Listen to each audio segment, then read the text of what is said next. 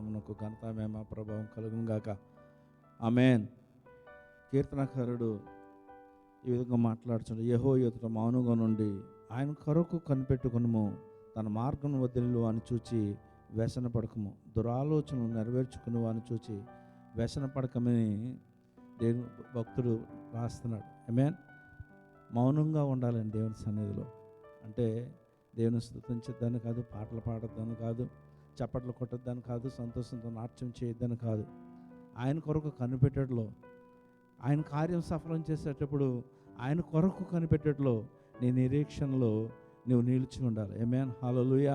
ఆయన కార్యం చేస్తాడని ఆయన కొరకు ఎదురు చూసేవాడుగా ఉండాలి, కానీ త్వరపడి నువ్వు ఏది చేయొద్దని. ఆమేన్. హల్లెలూయా.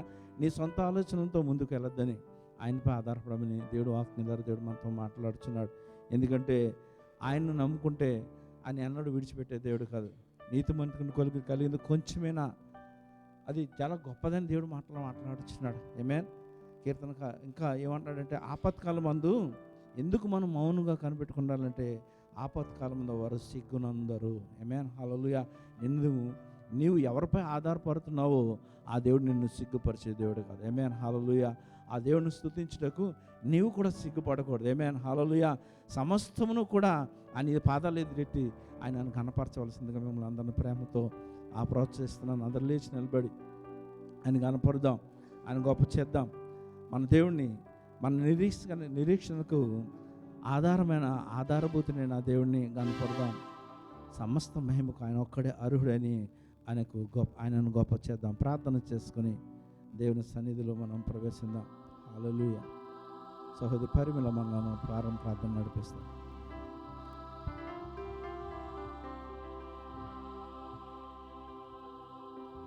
ప్రేమగల పరలోకముందున్న మా తండ్రి, గొప్ప దేవ, పరిశుద్ధాన్ని పరిశుద్ధ నామానికి ఎన్నో వందనాలు స్తుతులు స్తోత్రాలు చెల్లించుకుంటున్నాను నాయన. గడిచిన కాలం అంతా కూడా మీరు రెక్కల చాటున మమ్మల్ని అందరినీ కూడా భద్రపరిచి నాయన తండ్రి సజీవ లెక్కలో ఉంచి ప్రభా మరొక పరిశుద్ధ దినాన్ని చూచుటకు మీరు మా అందరికి ఇచ్చిన గొప్ప అవకాశాన్ని బట్టి, తరుణాన్ని బట్టి మీకు ఎన్నో స్తుతులు స్తోత్రాలు చెల్లించుకుంటున్నాను నాయన. ప్రభా తండ్రి, మరి దేవ సజీవులే కదా నాయన మిమ్మల్ని స్తుతిస్తారు ప్రభా తండ్రి. మరి సజీవులమైన మేము ప్రభా నాయన మీరు మా జీవితాల్లో చేసిన కార్యములను బట్టి చేయమని బ్రతిమాడుకొనిచున్నాను. ఈ మందిరం అంతా మీ మహిమతో నింపండి, సాతానికి మీరు లయపరచండి, చీకటి శక్తులు పారద్రోలండి ప్రభా. ఆది నుంచి అంతం వరకు మీరే తోడుగా ఉండండి తండ్రి.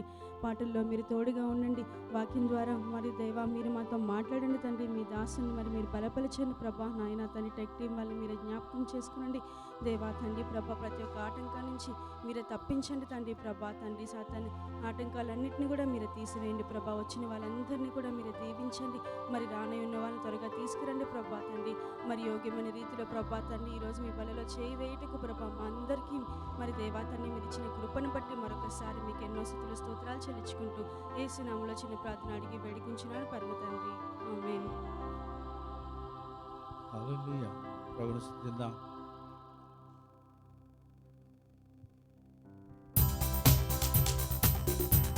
ఆయనను స్తుతించండి. నా సర్వం నువ్వే యేసయ్యా అని ఆయన కనపరచండి. ఆయన మనల్ని బంగారం కోరట్లేదు, వెండి కోరట్లేదు, మన హృదయాన్ని కోరుచున్న దేవునికి హృదయపూర్వకమైన స్తుతి ఆరాధన సమర్పిద్దాం. పాపాన్ని పోగొట్టి శాపాన్ని తొలగించ భూలోకం వచ్చావయ్యా. మానవుని విడిపించి పరలోకమిచ్చుటకు సిలువను మోసావయ్యా. పాపాన్ని పోగొట్టి శాపాన్ని తొలగించ భూలోకం వచ్చావయ్యా. మానవుని విడిపించి పరలోకమిచ్చుటకు సిలువను మోసావయ్యా. కన్నీరే తుడిచావయ్యా, సంతోషం ఇచ్చావయ్యా. కన్నీరే తుడిచావయ్యా, సంతోషం ఇచ్చావయ్యా. నా సర్వం యేసయ్యా, నా జీవం యేసయ్యా, నా ప్రాణం యేసయ్యా, నా ధ్యానం యేసయ్యా. నా సర్వం యేసయ్యా, నా జీవం యేసయ్యా, నా ప్రాణం యేసయ్యా, నా ధ్యానం యేసయ్యా.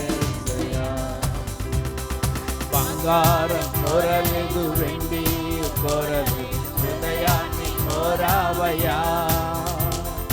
ఆస్తియు అడగలేదు, అంతస్తు అడగలేదు, హృదయాన్ని అడిగావయ్యా. నేను బంగారం కోరలేదు, వెండి కోరలేదు, హృదయాన్ని కోరావయ్యా. ఆస్తియు అడగలేదు, అంతస్తు అడగలేదు, హృదయాన్ని అడిగావయ్యా. నీ వెదకి రాలేనని నా కోసం వచ్చావయ్యా. నీ వెదకి రాలేనని నా కోసం వచ్చావయ్యా. నా సర్వం యేసయ్యా, నా జీవం పూర్ణ బలంతో చెప్తా. యేసయ్యా, నా ధ్యానం నా సర్వం యేసయ్యా, నా జీవం యేసయ్యా, నా ప్రాణం యేసయ్యా, నా ధ్యానం యేసయ్యా. తల్లి నిన్ను మరచిన, తండ్రి నిన్ను మరచిన, యేసయ్య మరువాడయ్యా. బంధువులు విడచిన, స్నేహితులు విడచిన, యేసయ్య విడువాడయ్యా. తల్లి నిన్ను మరచిన, తండ్రి నిన్ను మరచిన, యేసయ్య మరువాడయ్యా. బంధువులు విడచిన, స్నేహితులు విడచిన, యేసయ్య విడువాడయ్యా. చెయ్యి పట్టి నడుపునయ్యా, శిఖరముపై నిలుపునయ్యా. అవునండి, చెయ్యి పట్టి నడుపునయ్యా, శిఖరముపై నిలుపునయ్యా. నా సర్వం యేసయ్యా, నా జీవం యేసయ్యా, నా ప్రాణం యేసయ్యా, నా ధ్యానం యేసయ్యా. నా సర్వం యేసయ్యా, నా జీవం యేసయ్యా, నా ప్రాణం యేసయ్యా, నా ధ్యానం యేసయ్యా. హల్లెలూయా, హల్లెలూయా. చేయి పట్టి నడిపించే దేవుడు. ఆమేన్, హల్లెలూయా. ఆమేన్. శిఖరంపై నిలబెట్టే దేవుడు. ఆమేన్. దానికి సాక్షి నేను ఒకడిని. ఆమేన్. నా జీవితంలో ఎందుకు పనికిరాను నన్ను శిఖరంపై నిలబెట్టిన దేవుడు. ఆమేన్, హల్లెలూయా. ఆ గొప్ప దేవుడిని మనం ఎప్పుడు కూడా జ్ఞాపకం చేస్తాం. మనం ఏ స్థితి నుంచి వచ్చామో ఎప్పుడు మర్చిపోకూడదు. అప్పుడే నిజంగా మనం దేవుని స్తుతించగలం. ఆమేన్, హల్లెలూయా. ఇంకా ప్రభుని స్తుతిద్దాం. నువ్వు నా తోడున్నావని ఒప్పుకుంటూ ప్రభుని స్తుతిస్తూ ఆయన చూస్తూ స్తుతిద్దాం. ఆమేన్.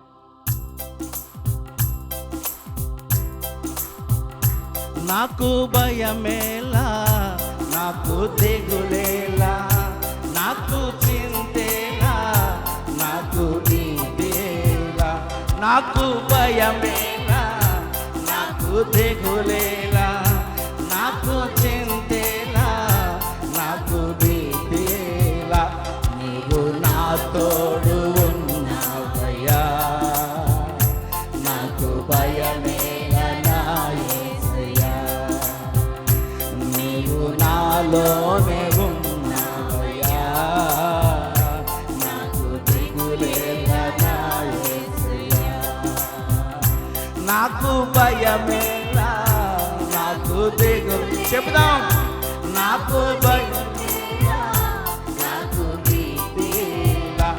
నీవు నా తోడు ఉన్నావయ్యా. నాకు భయమేలా నా యేసయ్యా. నీవు నాలోనే ఉన్నావయ్యా. నాకు దిగులేలా నా యేసయ్యా. కష్టములో నష్టములో నా తోడు ఉన్నావు. వేదనలు ఆ వేదనలు నా చెంతే ఉన్నావు. కష్టములో నష్టములో నా తోడు ఉన్నావు. వేదనలు ఆ వేదనలు నా చెంతే ఉన్నావు. అడిగిన వారికి ఇచ్చేవాడవు, వెదకిన వారికి దొరికేవాడవు. అడిగిన వారికి ఇచ్చేవాడవు, వెదకిన వారికి తలుపులు తెరచే దేవుడవు, కట్టిన వారికి తలుపులు తెరచే దేవుడవు. దేవా దేవా నీకే స్తోత్రం, దేవా దేవా నీకే స్తోత్రం, యేసయ్యా దేవా దేవా నీకే స్తోత్రం, దేవా దేవా నీకే స్తోత్రం. నీవు నా తోడు ఉన్నావయ్యా, నాకు భయమేలా యేసయ్యా, నీవు నాలోనే ఉన్నావయ్యా, నాకు దిగులేలా యేసయ్యా. వ్యాధులలో బాధలలో ఊరటనిచ్చావు, రక్షణలో సంరక్షకుడై ధైర్యము పంచావు. వ్యాధులలో బాధలలో ఊరటనిచ్చావు, రక్షణలో సంరక్షకుడై ధైర్యము పంచావు. నేనే సత్యం అన్న దేవా, నేనే మార్గం అన్న దేవా, నేనే సత్యం అన్న దేవా, నేనే మార్గం అన్న దేవా, నేనే జీవము అని పలికిన దేవా, నేనే జీవము అని పలికిన దేవా. స్వరములెత్తి దేవా దేవా నీకే స్తోత్రం, దేవా దేవా నీకే స్తోత్రం, మా యేసయ్యా దేవా దేవా నీకే స్తోత్రం, దేవా దేవా నీకే స్తోత్రం. నువ్వు మా తోడు ఉన్నావయ్యా, నాకు భయమేలా యేసయ్యా, నీవు నాలోనే ఉన్నావయ్యా, నాకు దిగులేలా యేసయ్యా. హల్లెలూయా హల్లెలూయా. ఇంకను ప్రభును స్తుతిందాం. ఆయన మార్గం లేని చోట మార్గాన్ని మన కొరకు సృజించగలిగే దేవుడు. ఏమేన్ హల్లెలూయా. అదే విశ్వాసం. ఏమేన్ హల్లెలూయా. నీ ముందు తలుపులు మూయబడి ఉన్నాయా, ఆయన నీ కొరకు తెరవగలిగే దేవుడు. ఏమేన్ హల్లెలూయా. ఇంకయ్యా నాకు ఏ ఆధారం లేదని నువ్వు అనుకుంటున్నావా? తప్పు, అలా అనుకోకూడదు. నీకు ఒక ఆధారం ఉంది. ఏమేన్ హల్లెలూయా. ఆయన బలమైన వాడు. ఏమేన్ హల్లెలూయా. ఆయనకు అసాధ్యమైనది ఏదీ లేదు. ఏమేన్. ఆయన ఎందుకు విశ్వాసం ఉంచే వారికి అసాధ్యమైనది ఏదీ లేదు. ఏమేన్.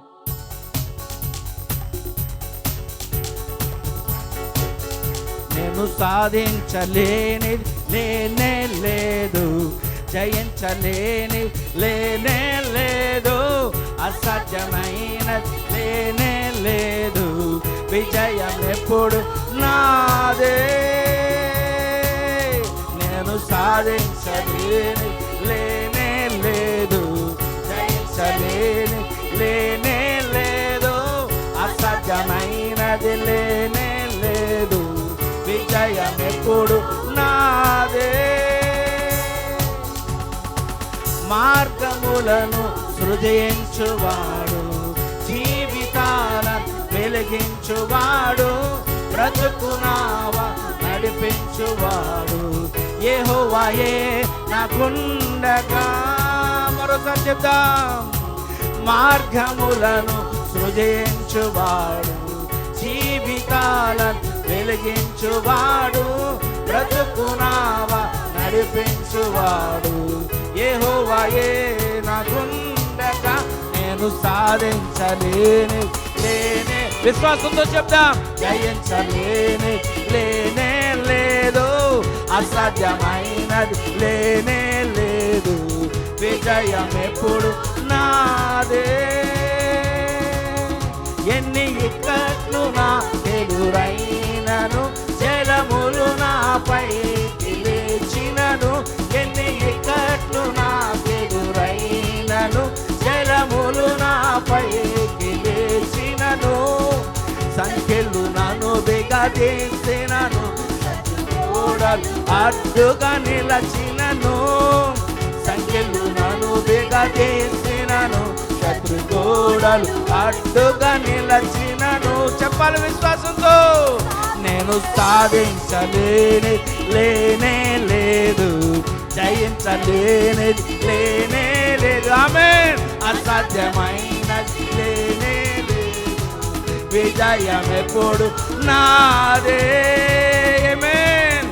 నేను సాధించలేనిది లేనే లేదు, జయించలేని లేనే లేదు, అసాధ్యమైనది లేనే లేదు, విజయం ఎప్పుడు నాదే.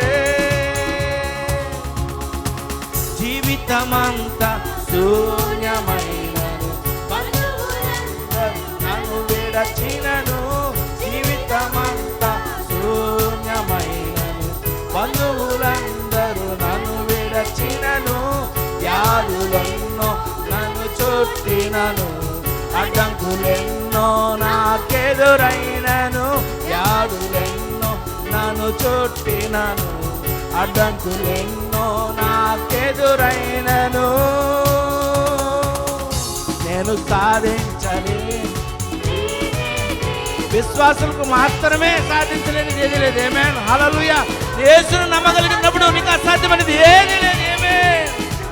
విజయం ఎప్పుడు నాదే. ఇప్పుడు విశ్వాసంతో చెప్పండి, నేను సాధించలేనిది లేనే లేదు, జయించలేనిది లేనే లేదు, అసాధ్యమైనది లేనే లేదు, విజయం ఎప్పుడు నాదే. హల్లెలూయా, హల్లెలూయా, హల్లెలూయా. ప్రభుని స్తుతిద్దాం.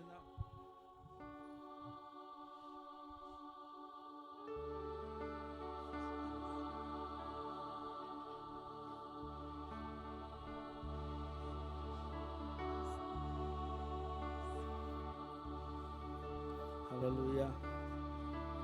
ఆయన వల్లే ఈ లోకంలో జీవించాలన్నది మన తండ్రి అయిన దేవుని యొక్క ఆశ. ఆమేన్. ఆయనకు అసాధ్యమైనది లేదు. ఆయన ముందు ఏది అయినా సరే లోబడవలసిందే. ఆ సర్వాధికారి అయిన దేవుడు నిన్ను ప్రేమిస్తున్నాడు. ఆ సర్వాధికారి అయిన దేవుడు నిన్ను దృష్టిస్తున్నాడు. ఉదయకాలం ఆలోచనతో దేవుని సన్నిధిలో నిలబడు. ఆలోచనతో దేవుని వైపు రెండు చేతులు చాచి ఆ దేవుని ఆరాధించు. ఇది దేవుని యొక్క సన్నిధి. దేవుడు మన మధ్య ఉన్నాడనే ఆలోచనతో, ఆ భావంతో దేవుని ఆరాధించు. నీ హృదయాన్ని తెరిచి ఆయనను ఘనపరచు. హల్లెలూయా. నీ సన్నిధి ప్రభువా, నీ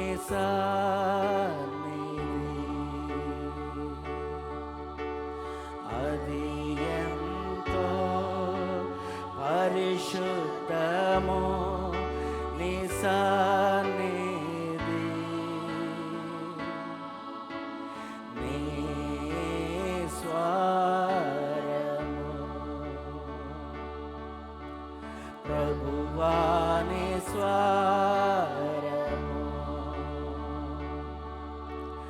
అది ఎంతో గంభీరము, నీ స్వరము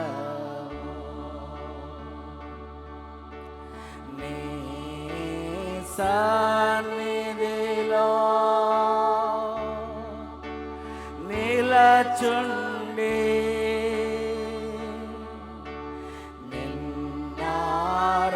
నిన్నారాధింతు ప్రభు నిరతం. నీ సన్నిధిలో నిలచుండి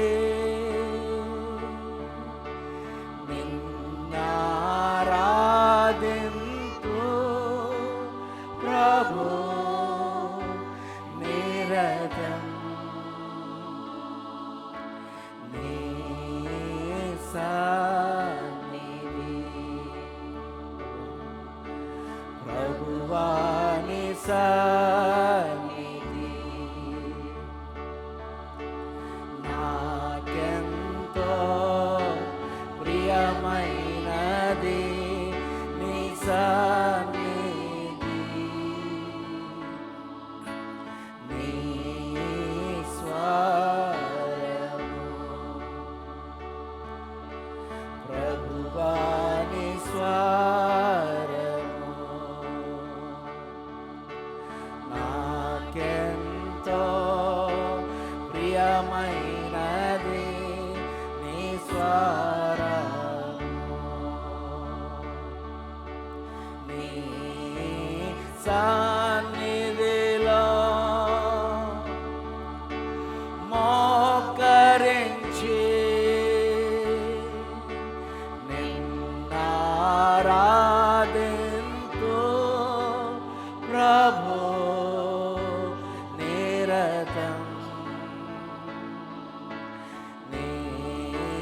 సన్నిధిలో మోకరించి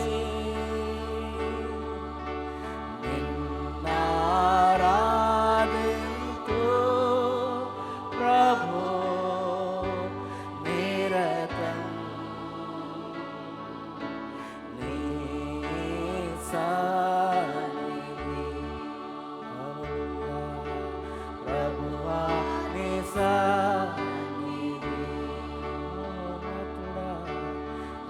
నాకెంతో ప్రియమైనది నీ సన్నిధి నీ స్వరము ప్రభువా నీ స్వరము నాకెంతో ప్రియమైనది నీ స్వరము. హల్లెలూయా, ఓ హల్లెలూయా, హల్లెలూయా. సర్వాధికారి మహోన్నతుడా, ఓ నీ సన్నిధి నాకు ప్రియమైనది. హల్లెలూయా, నీ చేతితో నన్ను పట్టుకో, నీ ఆత్మతో నన్ను నడుపు. శిల్పి చేతిలో శిలను నేను అనుక్షరము నన్ను చెక్కుము. శిల్పి చేతిలో శిలను నేను అనుక్షరము నన్ను చెక్కుము. అంధకార లోయలోన సంచరించిన భయము లేదు. నీ వాక్యం శక్తి గలది, నా త్రోవకు నిత్య వెలుగు. నీ వాక్యం రెండు చేతులెత్తి గలది, నా త్రోవకు నిత్య వెలుగు. ఘోర పాపిని నేను తండ్రి, పాప ఊబిలో పడి ఉంటిని. లేవనెత్తుము, శుద్ధి చేయుము, పొందనిమ్ము నీవు ప్రేమను. లేవనెత్తుము, శుద్ధి చేయుము, పొందనిమ్ము నీవు ప్రేమను. ఈ భూమిలో రాజునీసి, నా హృదయలో కాంతి నీవే. కృమ్మరించుము పరిశుద్ధాత్మను, జీవితాంతము నీ సేవ చేసేదను. కృమ్మరించుము పరిశుద్ధాత్మను, జీవితాంతము నీ సేవ చేసేదను. హల్లెలూయా, హల్లెలూయా, హల్లెలూయా. ఓ హల్లెలూయా, హల్లెలూయా, హల్లెలూయా. ఇఖదరలల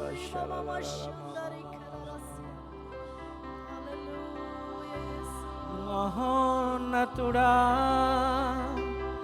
అద్భుతాలు చేయువాడా, నీ వంటి వారు ఎవరు? నీ వంటి వారే లేరు. మహోన్నతుడా, అద్భుతాలు చేయువాడా, నీ వంటి వారు ఎవరు? నీ వంటి వారు లేరు. మహిమకు పాత్రుడా, ఘనతకు అర్హుడా.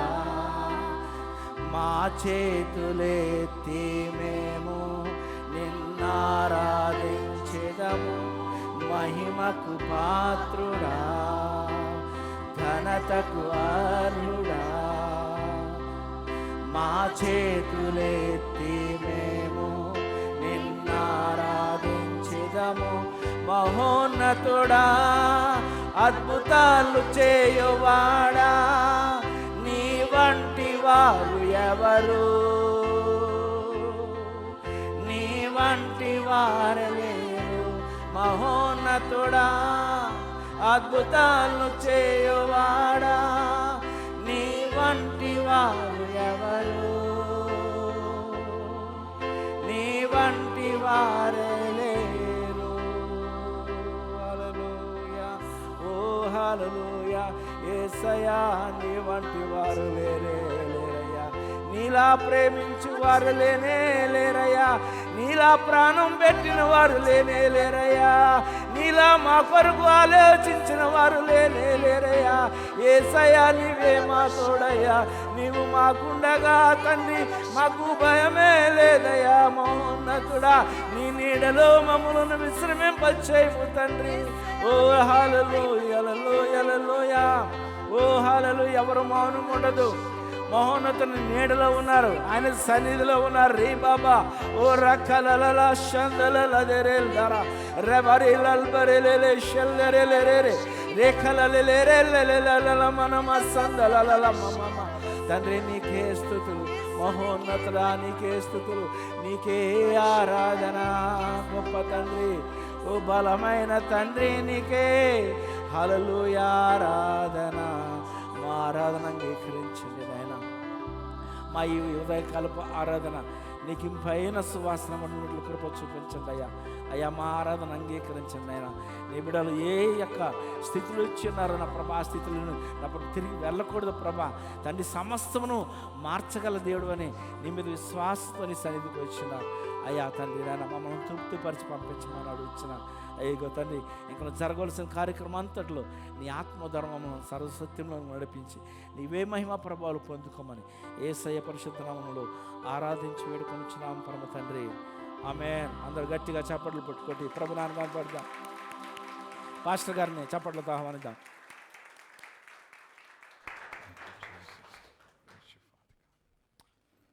హల్లెలూయా. Thank you, Jesus.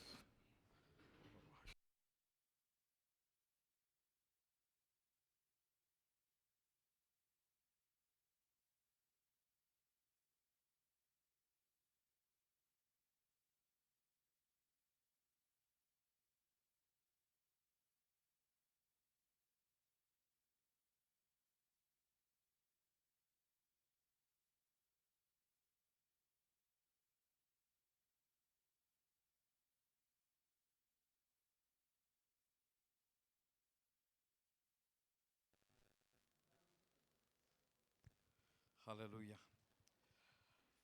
దేవునికి మహిమా ఘనత ప్రభావము కలుగును గాక. మనం అందరం కూడా అదే ధ్యానపూర్వకంగా ఉందాము. ఈ సమయంలో మనం ప్రభు యొక్క శరీరంలోను అలాగే ఆయన యొక్క రక్తంలో కూడా మనం పాలు పొందుకుందాం.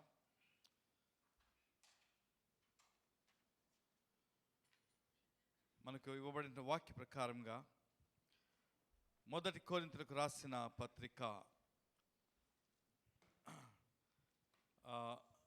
11వ అధ్యాయము 23వ వచనం.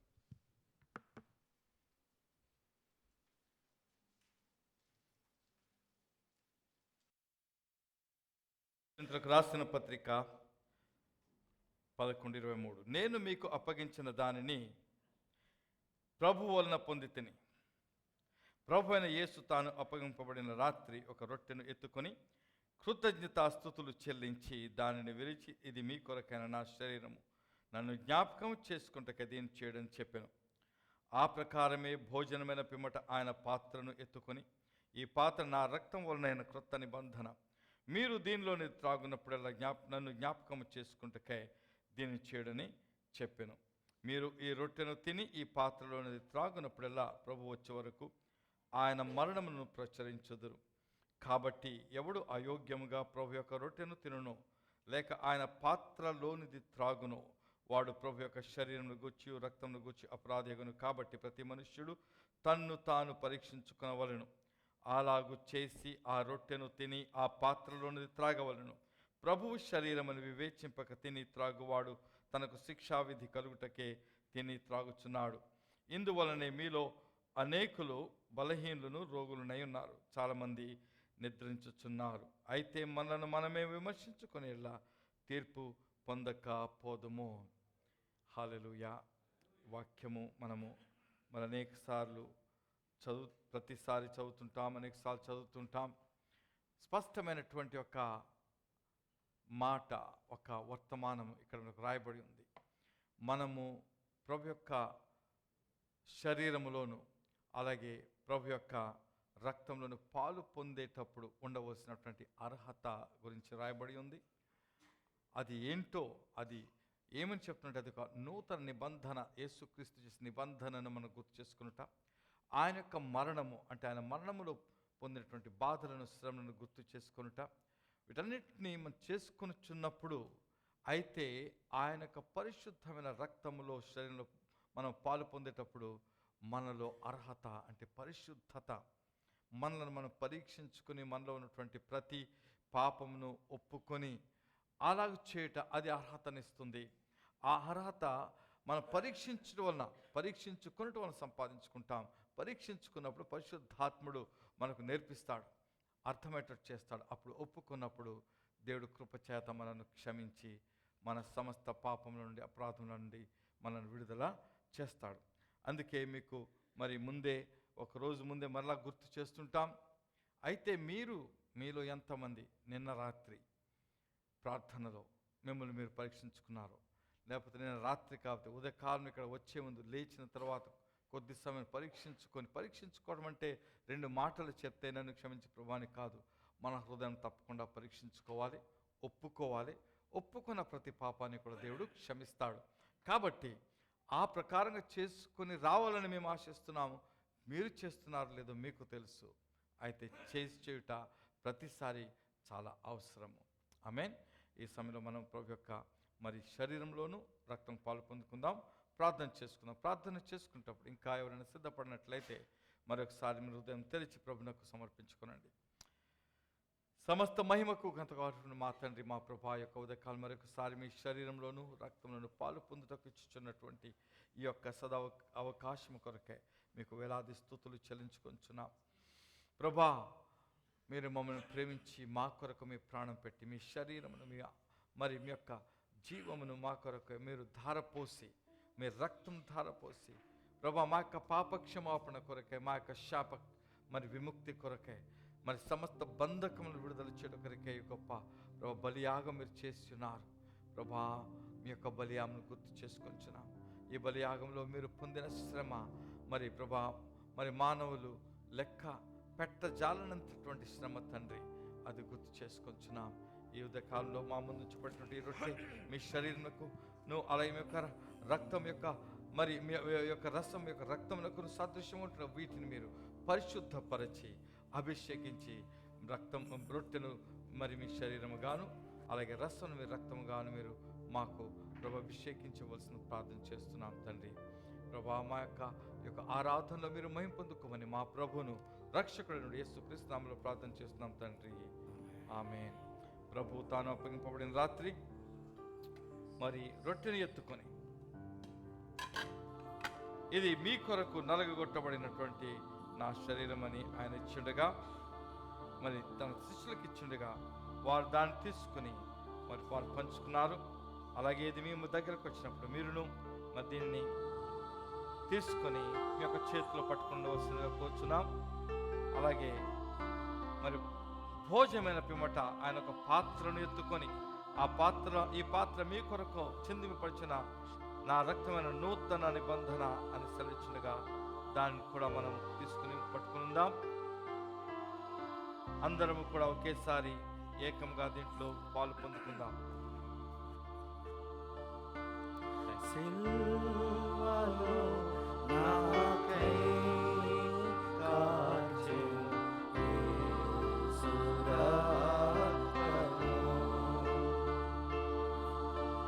సిల్వలో నాకై కార్చెను యేసు రక్తము.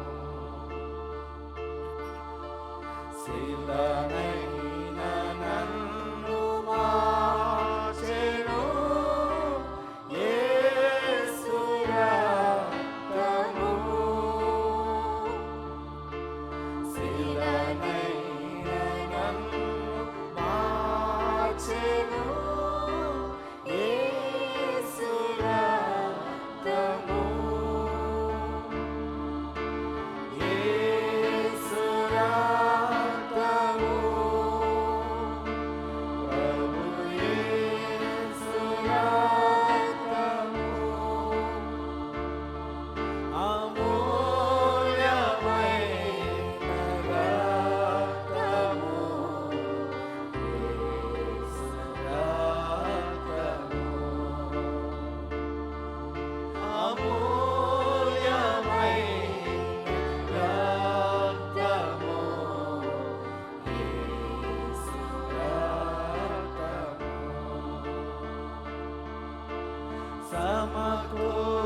సమకూర్చునన్ను తండ్రితో యేసు రక్తము.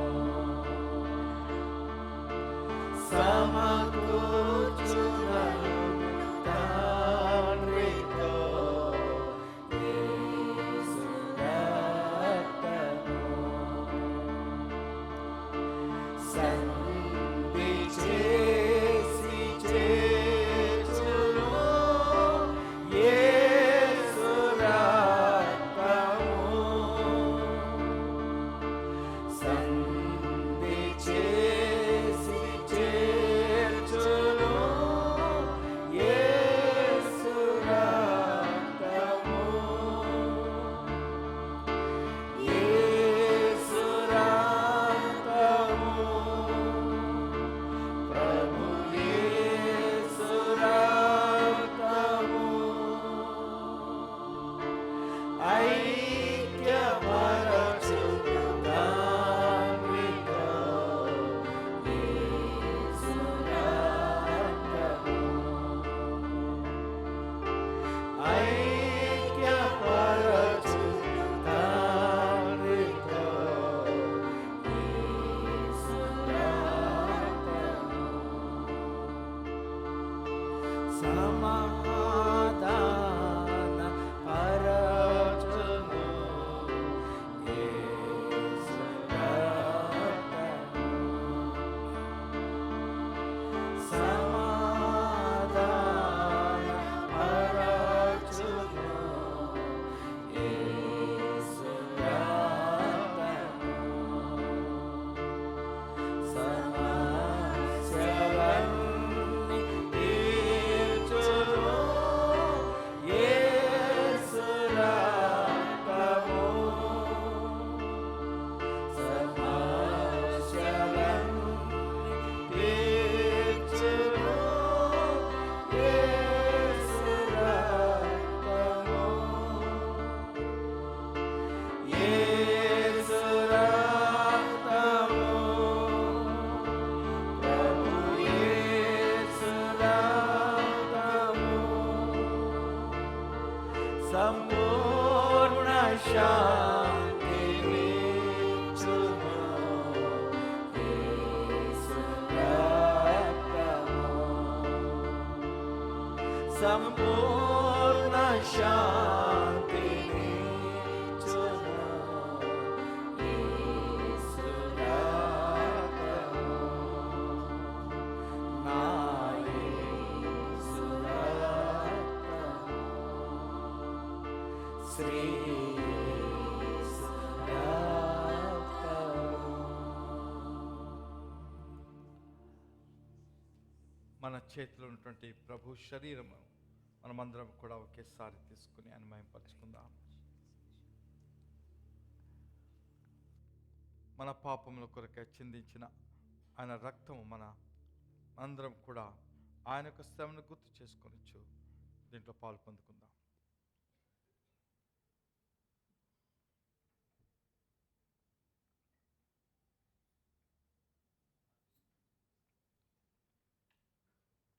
అందరం కూడా చేతులెత్తి హృదయపూర్వకంగా ఆయనకు వందనాలు చెల్లించుకుందాం.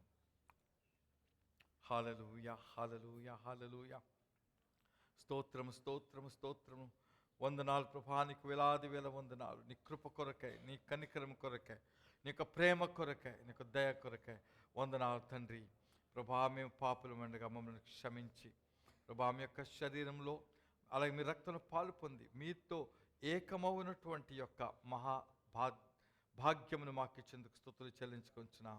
ప్రభా, మేము మీతో ఏకముగా ఉండి పాపములకు దూరంగా ఉండి మీ చిత్తానుసారం జీవితం జీవించవచ్చును మహిమపరిచినట్లుగా కృప చూపి నడిపించుకోమని మా ప్రభును రక్షకుడైన యేసుక్రీస్తు నామములో ప్రార్థన చేస్తున్నాం తండ్రి. ఆమేన్, ఆమేన్. అందరం కూడా కూర్చుందాం దేవుని సన్నిధిలో. హల్లెలూయా. అందరూ సంతోషంగా ఉన్నారా? దేవుని స్తోత్రం. అదే కాలంలో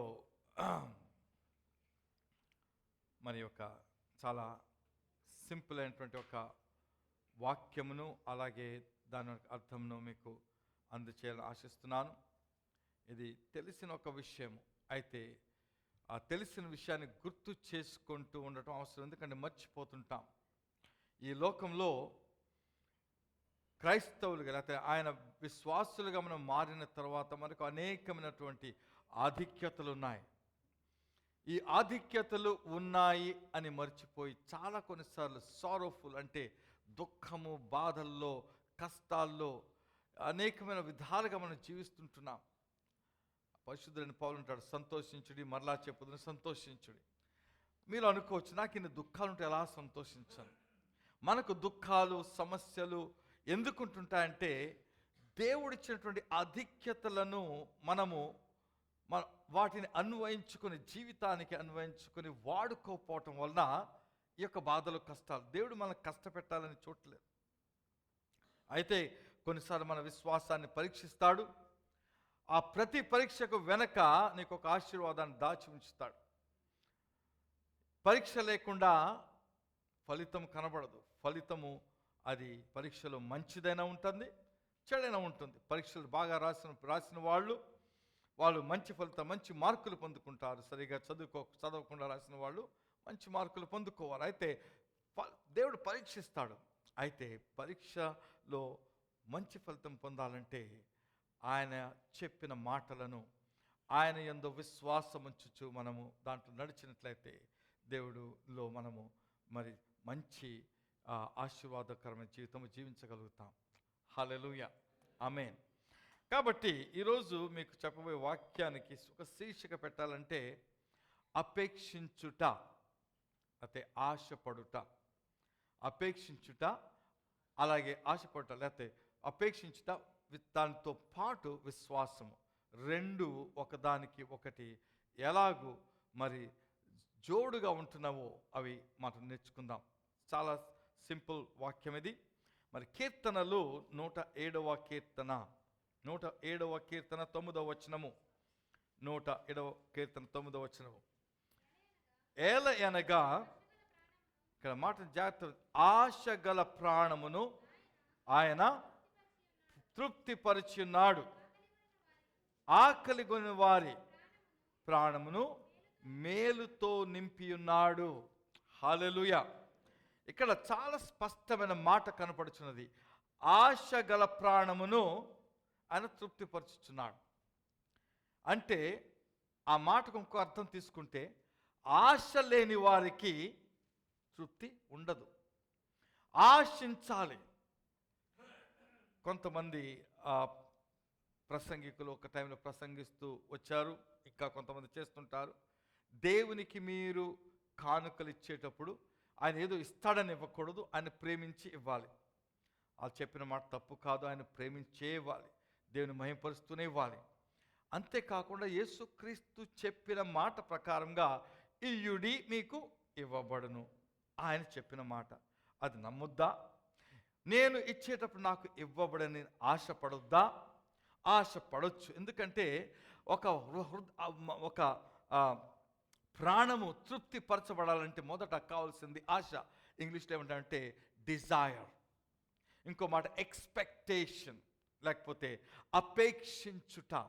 దేవుని సన్నిధికి వెళ్ళి మీరు ఇక్కడికి వచ్చినప్పుడు, ప్రార్థన చేయడానికి వచ్చినప్పుడు, ఉదయం ఆదివారం వచ్చినప్పుడు, నేను దేవుని సన్నిధికి వెళుచున్నాను, నేను ఆయనను స్తుతిస్తాను, ఆయన ఆరాధిస్తాను, నేను అలాగ చేస్తున్నప్పుడు దేవుని సన్నిధి మెండుగా మా మధ్యకు వచ్చి ఆయన సన్నిధి అక్కడ ఉండటం వలన ఆ సన్నిధిలో నేను పొందవలసిన ఆశీర్వాదము, అది ఏదైనా కావచ్చు, అది ఆరోగ్యము కావచ్చు, మరి మీకు శాంతి కావచ్చు, అక్కడ లేకపోతే మీకు ఉన్నటువంటి మీకు ఉన్నటువంటి ఆర్థిక పరిస్థితులు కావచ్చు, ఏదో ఒక సమస్యను మిమ్మల్ని పీడిస్తుంది, ఆ సమస్య నుండి విడుదల కావచ్చు, నేను దానిని పొందుకుంటాను అనే అపేక్ష లేకపోతే ఆశతో మనము రావాల్సి ఉంది.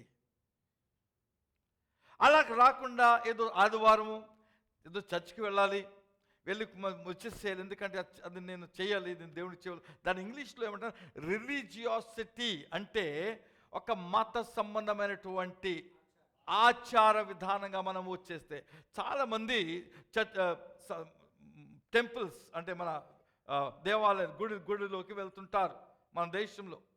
వాళ్ళు ఆచారపరంగా వెళ్ళిపోతారు, లేకపోతే పొద్దున్నే కొంతమంది లేచిపోయి నీటిలోకి స్నానం చేసి తడినీటితో వారి వెళ్ళి ఆ యొక్క మందిరం అక్కడికి వెళ్ళి కొన్ని పువ్వులు వేసి కొబ్బరికాయ కొట్టేసి వెళ్ళిపోతారు. ఎందుకు చేస్తారో, ఏమి చేస్తారో, నాకు పని ఒకటి చేస్తాను, ఇంకా రోజు నాకు ఇది అంత బాగుంటుంది లేకపోతే అనుకుంటారు, ఏదో వెళ్ళిపోతారు. అక్కడ ఇద్దరు మనుషులు యేసుక్రీస్తు దేవుని సంధికి వస్తున్నారని యేసుక్రీస్తు చెప్తాడు. ఒక పరిసయ్యుడు, ఒక సుంకరి అంటే ట్యాక్స్ కలెక్టర్. యూదుల ప్రకారంగా సుంకరి, ఆ ట్యాక్స్ కలెక్టర్ అంటే ఆ పన్నులు వసూలు చేసే వాడిని వారు పాపిగా ఇచ్చేవారు. ఎందుకంటే వారి యొక్క ప్రజలు, దేవుని ప్రజల నుండి మరి కఠినంగా పన్నులు వసూలు చేసి రోమీలకు ఇస్తున్నాడని పాపిగా ఇచ్చేవారు. వాళ్ళని అసలు వాళ్ళతో సాంగత్యం చేసేవారు కాదు. జక్కయ్య అటువంటి వాడు. ఈ ఇద్దరు వచ్చారు. వాళ్ళిద్దరు యొక్క ప్రార్థనలో మనం చూసినట్లయితే ఒకడు ప్రార్థన చేస్తున్నాడు, నేను తన గురించి చెప్పుకుంటున్నాడు, నేను మంచివాడిని, కానుకలు ఇస్తున్నాను, దశంభాగాలు ఇస్తున్నాను, ఈ సొంకరి వలె నేను పాపం చేయట్లేదు అనే ప్రార్థన చేసి, మరి ఎందుకు వచ్చాడో నాకు తెలియదు. అక్కడ దేవుని సంధికి దేవుని ఆరాధించడానికి వచ్చాడా, తన గురించి చెప్పుకోవడానికి వచ్చాడో తెలియదు. కానీ అలాగూ చేసే ఆచార సంబంధమైనటువంటి మనుషులు, క్రైస్తవులు చాలామంది కొన్నిసార్లు మనలో కూడా ఉండవచ్చు. అయితే ఈ యొక్క సుంకరి రావడానికి గల ఒక కారణం స్పష్టంగా కనబడుతుంది. దేవుని సన్నిధిలోకి వచ్చి, ఇదిగో నేను పాపిని, నన్ను క్షమించుము అని చెప్పినప్పుడు అతను ఏమి ఆశపడుచున్నంటే, నా పాపను ఒప్పుకొనుచున్నాను కాబట్టి, ఈ దేవుడు ప్రేమ గలవాడు కాబట్టి, ఆయన కృప నిరంతరమును కాబట్టి, నేను ఒప్పుకున్న పాపను విడుదల చేసి నన్ను క్షమించి తన బిడ్డగా చేసుకుంటాడు అనే ఆశతో అతను ప్రార్థన చేస్తున్నాడు. యేసుక్రీస్తు చెప్తాడు అక్కడ, ఈయన నీతిమంతుడుగా తీర్చబడి వెళ్ళెను. హల్లెలూయా. ఆ పరిచయుడు చేసిన ప్రార్థనకి ఏ ఫలితం లేదు, అతనికి ఆశ లేదు, అపేక్ష లేదు, ఎక్స్పెక్టేషన్ లేదు. వచ్చాడు, వెళ్ళిపోయాడు, అంతే. అలాగున మనం దేవుని సన్నిధికి రాకుండా రాత్రి యందు, ప్రభువా రేపు నీ సన్నిధికి వెళ్తున్నాను, నువ్వు నాతో మాట్లాడితే అది నాకు చాలే అంటే, నువ్వు నాతో మాట్లాడుమయ్యా అని పాట పాడుతున్నాం. మాట్లాడుమయ్యా అనే పాట పాడుతూనే ఉన్నాము, కానీ మాట్లాడాలని ఆ సమయంలో కూడా ఆశ రాదు మనకి. ఏదో అక్కడ పాట ఉంది, ఆ పాట చదివేసి పాడుకుంటూ వెళ్ళిపోతున్నాం. అలా కాకుండా ఆశ గల ప్రాణమును ఆయన తృప్తిపరచడానికి వాక్యం చెప్తుంది. లూకాసు వార్త 1వ అధ్యాయం 53వ వచనం చూసినట్లయితే, లూకా 1:53, ఆకలి గొనిన వారిని మంచి పదార్థములతో సంతృప్తిపరిచి ధనవంతులను వట్టి చేతులతో పంపివేశాను. దేవుడికి ధనవంతులంటే ఏమైనా కోపమా? అందుకు రాస్తాడు ఈ మాట. డబ్బున్న వాళ్ళంటే ఆయనకైనా ప్రాబ్లమా అంటే అలాగూ కాదు. ధనవంతులకు సాధారణంగా ఉన్నట్టు ఒక సమస్య ఏంటంటే, వారు దేవుని మీద ఆధారపడరు. తమకు దేవుని యందు ఏదైనా పొందుకోవాలనే ఆశ వారికి ఉండదు. దేవుని సంధికి వస్తారు, ఆశ ఉండదు. కాబట్టి సమస్య, అందుకే సమస్యలు ఉండటం మంచిది, ప్రాబ్లమ్స్ ఉండుట మంచిది. ఎందుకంటే మన ఆధారము దేవుడు కాబట్టి, ఆయన మీద ఆధారపడి ఆశతో వచ్చినప్పుడు అక్కడ ఏమన్నంటే, ఆకలి కొని వారిని తృప్తిపరుస్తాడు. నువ్వు దేవుని దగ్గరికి వచ్చినప్పుడు ఆకలితో రావాలి, ఆత్మీయ ఆకలితో రావాలి, ఇంకేదైనా అవసరాలు ఉంటే ఆకలితో రావాలి. ఆకలి కలిగి నువ్వు వచ్చినట్లయితే తప్పకుండా ఆయన మనను సంతృప్తి పరుస్తాడు. అయితే ధనవంతులకి ఏమైనా ప్రాబ్లం ఉందంటే వాళ్ళు ఇంగ్లీష్లో they do not depend upon God, they depend upon their own strength. వారి యొక్క సొంత బలము, వారి ధనం మీద, వారి జ్ఞానం మీద, వారికి ఉన్న పేరు ప్రతిష్ట మీద ఆధారపడి జీవిస్తుంటారు. దేవుడు ఏదో ఉన్నాడు అని వచ్చినట్లుగా వచ్చి చూసి వెళ్ళిపోతుంటారు. అందుకే అవసరం ఉండి జీవించటం మంచిది. అవసరముతో వచ్చి అపేక్ష కలిగి ఆశ కలిగి ఆయన తట్టు చూచుట. అక్కడ దావీదు అంటాడు, నీ యొక్క పనికత్తె తన యజమానురాలి తట్టు చూచినట్లు నేను నీ తట్టు చూచుచున్న ఆశ, డిజైర్. అక్కడ ఇంగ్లీష్లో ఈ యొక్క మాటకు ఎక్స్పెక్ట్ లేకపోతే ఆశ గల ప్రాణమును, లేకపోతే ఆ మాట ఇంకో వాక్యం తీసుకెళ్తే అక్కడ దాని అర్థం చెప్తాను. ఆశ పట్టం అంటే ఒక సింహం ఉంది కదా, సింహం అది రోజు వేటాడదు. ఒకసారి భోజనం చేసిందంటే వారం రోజులు భోజనం అవసరం లేదు దానికి. తెలుసా మీకు ఈ సంగతి? ఒకసారి వేటాడిన తర్వాత భోజనం తినేస్తే కడుపు నిండిపోద్ది. అందుకే మీకు కొన్నిసార్లు వీడియోస్ చూస్తుంటారు లేదా టీవీలో చూస్తుంటారు, సింహాలు మిగతా జంతువులు ఒకే చోట నడుస్తూ ఉంటాయి. వాటికి ప్రాబ్లం అంటే నార్మల్గా నడిచే సింహం అంటే వాటికి భయం ఉండదు. దాగుకునే సింహాలు ఉంటాయి కదా, దాక్కుని ఉండి ఎక్కడైనా ఉంటాయని ఎక్కడ సింహాలు కనబడపడితే ప్రాబ్లం, కనబడతా ఉంటే ప్రాబ్లం. ఎందుకంటే వారికి ఆకలి లేదు ఆ టైంలో, అలాగే ఎప్పుడు తినాలంటే అవి దాక్కుని ఉంటాయి. ఎప్పుడైనా ఒంటరిగా ఒక జంతువు వస్తే దాన్ని పట్టుకోవాలని ప్రయత్నం చేస్తాయి. కాబట్టి దానికి ఆకలి ఉన్నప్పుడు ఆ ప్రాబ్లం లేదు. అయితే ఆకలి ఉన్నప్పుడు అది పట్టుకుంటుంది. ఆ ఆకలి దాని ఆశతో, అక్కడ ఏమంటాడంటే దాని ఆశతో తన ఆహారం కొరకు వేచి చూస్తూ ఉంటుంది. అలాగే దుప్పి నీటి కొరకు ఆశపడినట్లు. ఎందుకంటే అది ఎప్పుడైనా పరుగులెట్టినప్పుడు, ఏదైనా తను వెనకాడినట్టు సింహమో పులు పరుగెడితే దాన్ని తప్పించి పరుగులెత్తి ఇంకా ఆశతో అప్పుడు ఏం చేస్తుంటే నీటి కొరకు చూస్తుంది, నీటి వాగు కొరకు చూస్తుంది, వెళ్ళి త్వరగా నీరు తాగి మరలా పరిగెడుతుంది. అది దుప్పి. అటువంటి ఆశ మనకు ఉండాలి. హల్లెలూయా. ఇంకేమంటాడంటే, కాబట్టి ఆ ఆశ గల ఆ ప్రాణము ఎలాగుంటుందంటే ఆశతో వెతుకుతాం. ఏదైనా మనకు పోగొట్టుకున్నప్పుడు, మీ పాస్పోర్ట్ పోయింది, కనపట్టలేదు, మీ ఇంట్లో పాస్పోర్ట్ లేదని పర్లేదు నార్మల్గా ఉంటామా? ఏం చేస్తాం? ఆ కబోర్డ్లో ఉన్నటువంటి మొత్తం బట్టలు అన్నీ తీసేసి పక్కన పెట్టేసి, ఏ కబోర్డ్ ఉంది, ఏ డ్రాయర్ ఉంది, అన్నిటిని పెట్లన్నీ తిరగబెట్టేసి ఎక్కడుందో అని ఆ పాస్పోర్ట్ వెతుక్కుంటాం.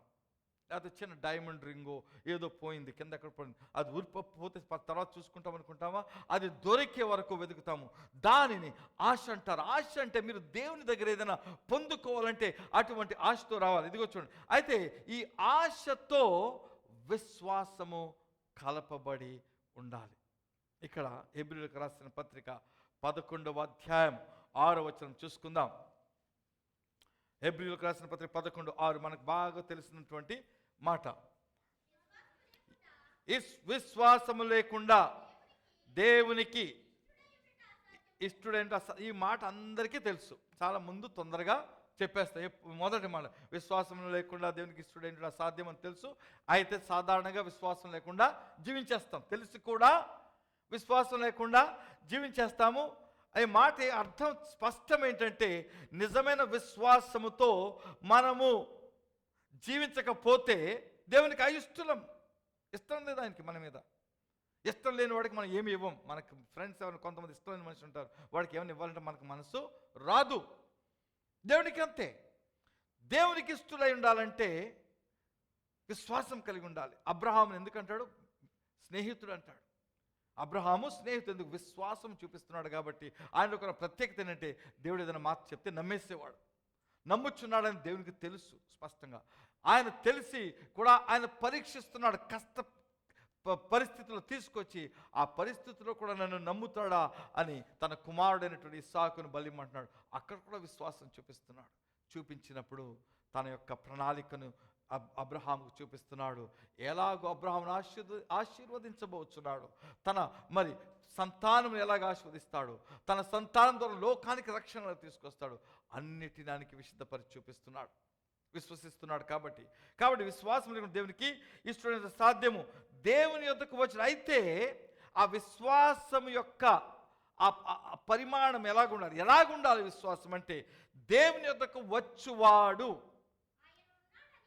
ఆయన ఉన్నాడనియు తన్ను వెదుకు వారికి ఫలము దయచేవాడనియు నమ్మవలను కదా. ఇక్కడ దేవుని విశ్వాసం ఉన్నవాడు ఏం చేస్తాడంటే, మొదటిది వస్తాడు, దేవుని దగ్గరికి వస్తాడు. హల్లెలూయా. మీరు అందరూ వచ్చారు అంటే ఇక్కడ దేవుని ఆరాధించాలి, దేవుడు ఉంటాడు, సన్నిధి ఉంటుందని మీకు విశ్వాసం ఉందని నేను నమ్ముచున్నాను. మీరు నమ్ముచున్నారో లేదో, అంతైనా విశ్వాసం లేకుండా మీరు ఇక్కడికి రారు. అయితే నేను దానికి ఏం పేరు పెడతానంటే, విశ్వాసములో ఒక క్రియ ఉంటుంది. విశ్వాసము క్రియ లేకుండా మనస్సులో ఉంటే అది విశ్వాసం అనుకుంటే కుదరదు. మీ విశ్వాసంతో పాటు క్రియ ఉండాలి. ఇక్కడ ఈ మాట ప్రకారంగా దేవుని యొద్దకు వచ్చువాడు, నీవు వస్తున్నట్లయితే దాని వెనకాల ఒకటి ఉంది. అయితే ఏమని నమ్ముతూ వచ్చేవాడు, ఆయన ఉన్నాడని, ఆయన ఉన్నవాడని.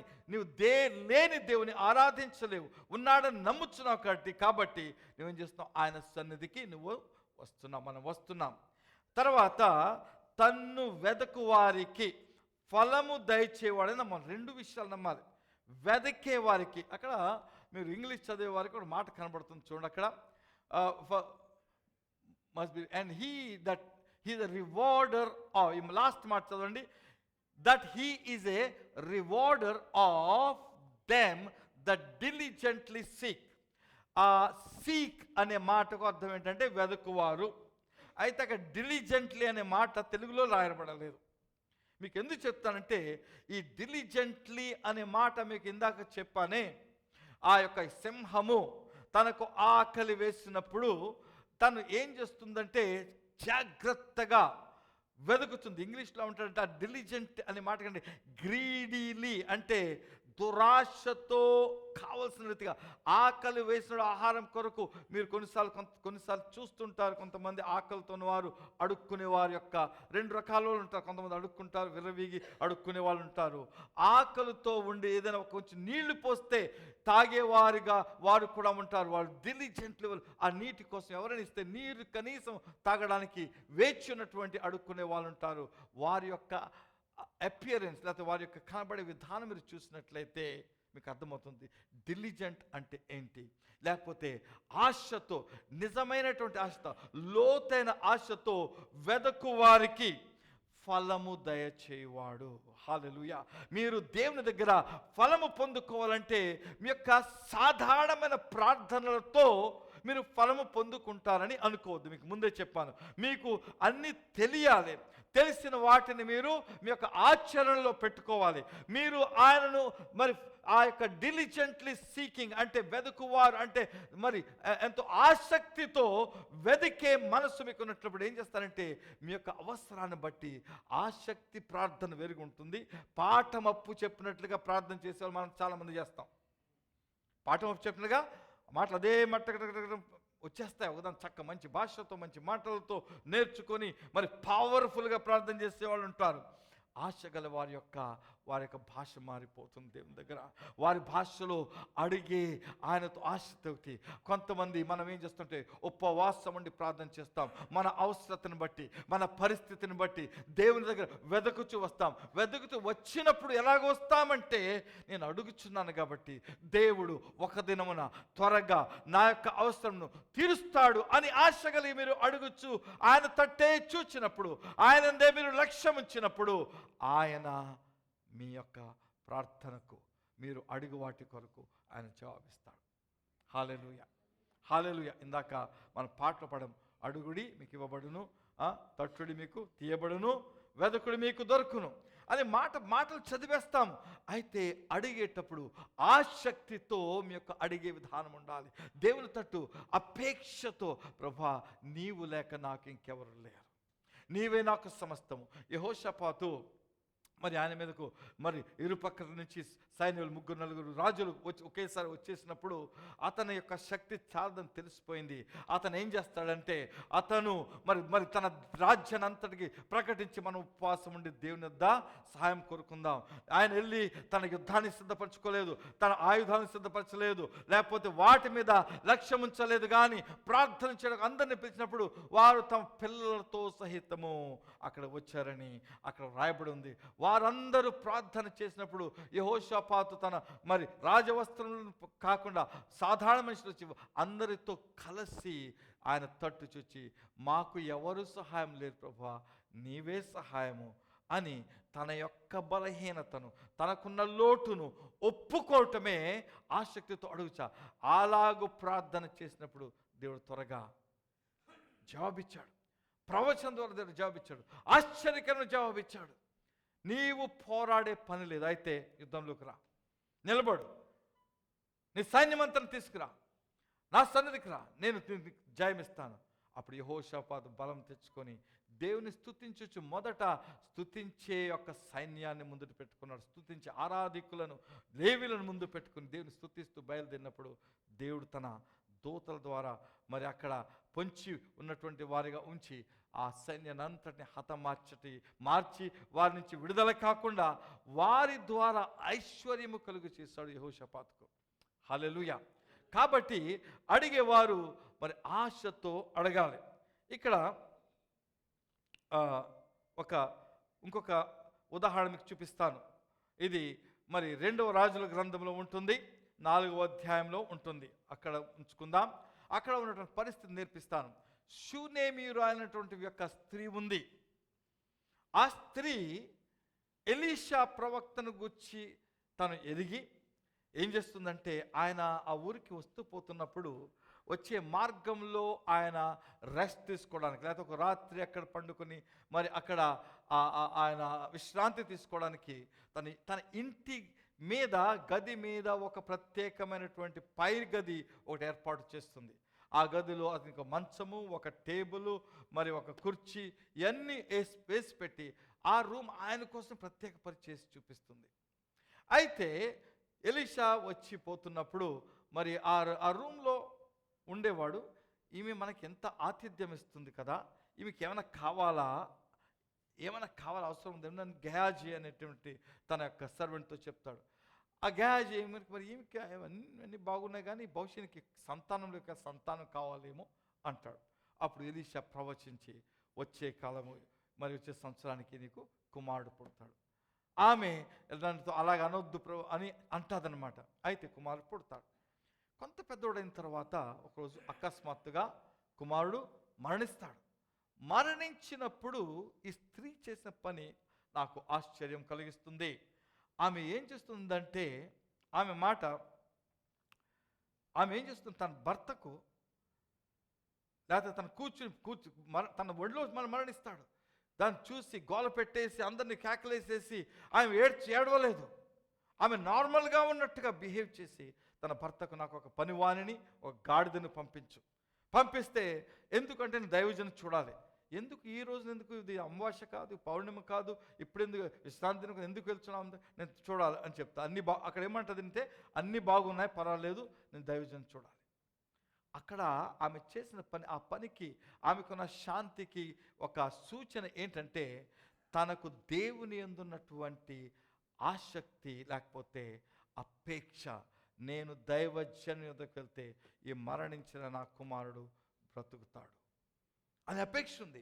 అటువంటి ఆశ లేకపోతే తను ప్రయాణం చేసి కర్మెలు కొండ, చాలా ఎత్తైన ప్రదేశం, అక్కడ వరకు తను గాడిద మీద వెళ్ళింది కదా, పర్వాలేదు అనుకోవద్దు. గాడిద మీద కూర్చుంటే అది సాధారణమైనటువంటి ప్రయాణము కాదు.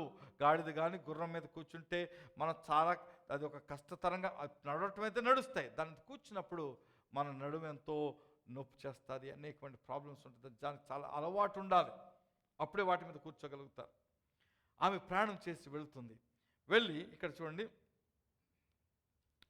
ఇక్కడ 21వ వచనము, అప్పుడు ఆమె పిల్లవాణిని దైవజనుని మంచం మీద పెట్టి తలుపు వేసి బయటకు వచ్చి, ఒక పనివాణిని ఒక గాది నా దగ్గర పంపు, నేను దైవజను దగ్గర పోయి వచ్చేదని తన పనిమిడితో ఆమె అనగా, తర్వాత 24వ వచనము, గాడిదకు గంత కట్టించి తాను ఎక్కి తన పనివానితో శీఘ్రముగా తోలుము, నేను నీకు సెలవిచ్చితేనుగా నిమ్మలముగా తోలవదని. ఇక్కడ డిలిజెంట్ అనే మాట చెప్పాను కదా మీకు. ఆసక్తితో, అపేక్షతో నేను దైవజను దగ్గరికి వెళ్ళాలి. ఆమె దైవజను దగ్గరికి వెళ్ళింది మనం ఎలాగ అన్వయించుకోవాలంటే దేవుని యొద్దకు వెళ్ళుట, దేవుని సన్నిధికి వెళ్ళుట అనే దాన్ని మనం అర్థం చేసుకోవాలి. ఆమె శీఘ్రంగా, ఎందుకంటే నా యొక్క అవసరానికి జవాబు ఆ దైవజను దగ్గర నాకు దొరుకుతుంది, నేను దేవుని సన్నిధికి వెళ్తే నాకు అవసరం జవాబు దొరుకుతుంది అని ఆమె కూర్చోలేదు. ఆమె లేదా ప్రార్థన చేసి కూర్చోలేదు, ఆమె పని చేస్తుంది. తనకు ఒకటి విశ్వాసం ఉంది, మొదటి విశ్వాసం ఉంది కాబట్టి ఆమె ప్రయాణం చేస్తుంది. ఆమె ప్రయాణం చేస్తూ తన పని, తన విశ్వాసాన్ని తన క్రియ ద్వారా చూపిస్తుంది. అలాగూ మరి ఆమె దైవజనుడికి వెళ్తుంది, వెళ్ళి ఆయన పాదములు పట్టుకుంటుంది. అప్పుడు గెహాజీ ఆమె దూరం పరచడానికి ప్రయత్నం చేస్తాడు. ఎలీషా అంటాడు, వద్దు, ఆమెకి ఏదో కష్టం ఉంది చెప్పని. చెప్పినప్పుడు నేను నిన్ను అడగలేదు కదా కుమారుడిని, నాకు నేను అడగలేదు, నాకు ఇచ్చావు అనగానే కనుక అర్థమైపోయింది, కుమారుడు చనిపోయాడు. దేవుడు నాకు ఎందుకో ఇది బయలుపరచలేదని అనుకుని గెహాజీతో అంటాడు, నువ్వు నా యొక్క ఈ యొక్క కర్ర తీసుకుని వెళ్ళి నువ్వు ముందు ఎవరికి ఏమి చెప్పకుండా వెళ్ళి ఆయన మీద పెట్టు అంటాడు. గెహాజీ వెళ్ళిపోతాడు. అయితే ఆమె ఏమంటుందంటే 30వ వచనం చూడండి, యెహోవా జీవము తోడు, నీ జీవము తోడు, నేను నిన్ను విడువనని చెప్పగా అతడు లేచి ఆమెతో కూడా పోయాను. హల్లెలూయా. నాకు కావాల్సింది నువ్వు, నీ యొక్క సర్వెంట్ కాదు, నీ కర్ర కాదు, నీవు వచ్చి నా కుమారుని లేపగలవు అనే తన విశ్వాసమును ఆమె వ్యక్తపరచుచున్నది, ఆశతో వ్యక్తపరచుచున్నది. అలాగూ ఆమె చేసినప్పుడు మరి ఎలీషా వెళ్తాడు, కుమారుని లేపుతాడు. ఒక విషయం చెప్తాను, స్టోరీ జరిగింది, కొంతమంది విని ఉండవచ్చు. మరి మీరు అనొచ్చు, ఆ రోజుల్లో మరి అలాగే దేవుడు మనుషులు చనిపోయిన లేపేవాడు, యేసుక్రీస్తు సమయంలో జరిగింది. ఈ రోజుల్లో కూడా దేవుడు మరి అవసరమైన చోట చనిపోయిన వారిని లేపినటువంటి ఆశ్చర్యక్రియలు జరుగుతున్నాయి. ఎక్కడైతే అటువంటి ఆశ కలిగినటువంటి మనుషులున్నారో, ఎక్కడైతే మరి దేవుని చేత అభిషేకించబడి దేవుని క్రియలు జరిగించే దైవజనులు ఉన్నారో వారి ద్వారా దేవుడు కార్యం చేస్తున్నాడు. మీకు ఈ పేరు వినవచ్చు, జర్మనీ దేశం నుండి ఉన్నటువంటి రేనార్డ్ బాంకే అనే ఆ సువార్థికుడు. ఆయన ఆఫ్రికా దేశంలో చాలా ఎక్కువగా సేవ చేసిన వాడు. ఆయన వెళ్ళి అందరికీ పబ్లిక్గా అది ఇక్కడ అని చెప్పడు. ఆయన ప్రసంగం చేస్తున్నప్పుడు అనేకులు స్వస్థపరచబడతారు. ఆయన యొక్క ప్రత్యేకత అది. ఆయన ఒక మరి నైజీరియా దేశము లేగోస్ అనే ఆ యొక్క పట్టణంలో ఆయన ఒక చర్చ్ని డెడికేట్ చేయడం కోసం అక్కడ ఉన్నటువంటి వాళ్ళు పిలిచినప్పుడు అక్కడ వెళ్ళి ఉన్నాడు. ఆ చర్చిలో ఆయన డెడికేట్ చేసి ప్రసంగం చేస్తున్న సమయంలో ఒక స్త్రీ, అక్కడ ఉన్నటువంటి ఒక స్త్రీ తన భర్త కార్ యాక్సిడెంట్లో చనిపోయి 3 దినములైంది. 3 దినాలు మార్చురీలో పెట్టారు, దానికి ఎంబామ్ చేస్తారు, అన్నీ అయిపోయాయి. అంటే ఇంకా తీసుకెళ్ళిపోయి పాతి పెట్టాలి. 3 దినములు అయిపోయిన తర్వాత ఇది తీసుకెళ్ళిపోవాలని చెప్పినప్పుడు ఆమె అడుగుతుంది, నాకు అంబులెన్స్ కావాలి ఎందుకంటే ఈరోజు రేనార్డ్ బొంక్ అనే దైవజనుడు మన పట్టణంలో ఉన్నాడు, నేను నా చనిపోయిన భర్తను అక్కడ తీసుకువెళ్తాను, అక్కడ నా భర్త లేస్తాడు అనే విశ్వాసము కలిగి ఆమె తన క్రియని చూపించింది. ఇప్పుడు ఆమె ఆ మాట అన్నప్పుడు ఎంత ఆపోజిషన్ వచ్చి ఉంటుందో మీరు అర్థం చేసుకోండి. ఒప్పుకోరు, ఆ పోలీసులు ఒప్పుకోరు, ఆ యొక్క హాస్పిటల్ ఒప్పుకోదు, అంబులెన్స్ వాడు రానంటాడు, తన సొంత వారు మాట వినరు. ఎటువంటి పట్టు పట్టిందో మనం ఊహించుకునలేము. మీకు ఆసక్తి ఉన్నప్పుడు అటువంటి పట్టు పట్టుకుంటారు. ఊరికనే మీరు ఆసక్తి ఉందంటే కుదరదు, మీ ఆసక్తిలో పట్టుదల కనబడాలి. హల్లెలూయా. పట్టుదలతో దేవుని అడగగలగాలి. అలాగూ చేసినప్పుడు ఆమె తీసుకొచ్చినప్పుడు అక్కడ చర్చ్ వాళ్ళ లోపల రానివ్వట్లేదు, ఆమెను రానివ్వలేదు. ఇలా కుదరదు, అది పనిచేస్తాం, నాకు కావాలి, నేను రేనార్డ్ బాంక్ దగ్గర నా యొక్క భర్త బాడీని అక్కడ పెట్టాలంటే ఓకే పని చేస్తాం. కింద బేస్మెంట్ ఉంది, కింద ఆ బేస్మెంట్లో తీసుకెళ్ళి పెడదాం, మీటింగ్ అయిపోతే ఆయన వస్తాడు అని తీసుకెళ్ళి అక్కడ పెట్టి కొంతమంది ఉండి అక్కడ ఉండి ప్రార్థన చేయడం మొదలుపెట్టారు. ఆమె విశ్వాసం ఉంది కాబట్టి వీరు ప్రార్థన చేయడం మొదలుపెట్టారు. ఆయనకి చెప్పారు, ఆయన పైన ప్రార్థన చేశాడు. ఆయన ఇంకా ప్రార్థన చేస్తున్నప్పుడు ఈ వ్యక్తి 3 దినములు అయిపోయింది. మార్చురీ అంటే ఈ మార్చురీ అంటే ఐస్ ఫ్రిడ్జ్, అది కంప్లీట్గా ఒక ఐస్ మొక్క కింద తయారవుతుంది బాడీ. అలాగున్నటువంటి బాడీ మెల్లగా ఆయన శ్వాస తీసుకోవటం, ఇంకా ప్రార్థన చేస్తూ వచ్చినప్పుడు అతను లెగిచిపోవటము జరిగింది. అది ఈ రోజుల్లో కొన్ని సంవత్సరాల క్రితం జరిగిన విషయం ప్రపంచం అంతటికీ తెలుసు. అక్కడ రేనార్డ్ బాంకే అంటాడు, నేను కాదు ఈ పని. ఆయన ఏమంటాడు తన సాక్ష్యంలో, ఆ స్త్రీకి విశ్వాసం ఉండి ఆమె క్రియ ద్వారా ఆమె తీసుకొచ్చింది కాబట్టి దేవుడి కార్యం చేశాడు. నేను ఉన్నాను, దైవజనుగా ఉన్నాను, ఆయన సన్నిధిని నేను మోస్తున్నాను తప్పిస్తే కార్యము చేసినది దేవుడని ఆయన సాక్ష్యము చెప్తున్నాడు. అయితే విశ్వాసము, అపేక్ష అంటే ఆ స్త్రీ వంటి అపేక్ష కలిగి ఉండాలి. నాకు సొంత విషయాన్ని త్వరగా చెప్పి నేను ముగించేస్తాను. ఏంటంటే నేను అబుదాబి నాకు ఉద్యోగము ట్రాన్స్ఫర్ అయింది. ట్రాన్స్ఫర్ కాదు, నాకు కొత్త ఉద్యోగం దేవుడు ఇచ్చాడు. దానికి ఒక పెద్ద స్టోరీ దేవుడు ఆశ్చర్యకారం చేత. ఆ సమయంలో మరి పాస్టమ్మ అలాగే నాకు ఇచ్చినట్టు కుమారుడు అప్పుడు జాస్పర్ పుట్టి 3-4 నెలలు అవుతుంది. జాస్పర్కి మరి ఒక విధమైనటువంటి చర్మ రోగం ఉండేది. అయితే తను ఒక్కరితో అక్కడ బాధపడుతుంది. నేను వెళ్ళిన తర్వాత నాకు అక్కడ గవర్నమెంట్ హౌస్ ఇవ్వాలి, ఇల్లు ఇవ్వాలి.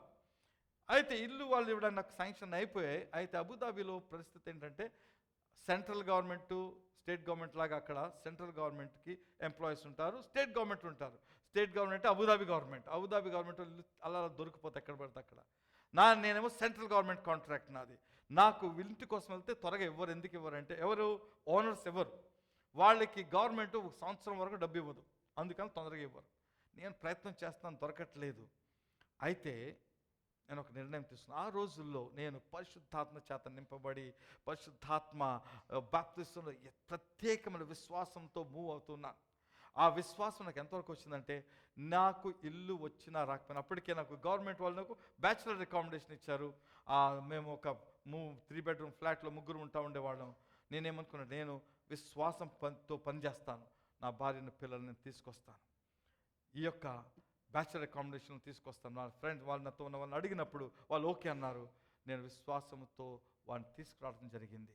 అప్పుడు అంతకుముందు 3 నెలలు ట్రై చేస్తాను, ఏం దొరకలేదు ఇల్లు, 3 నెలల పైన.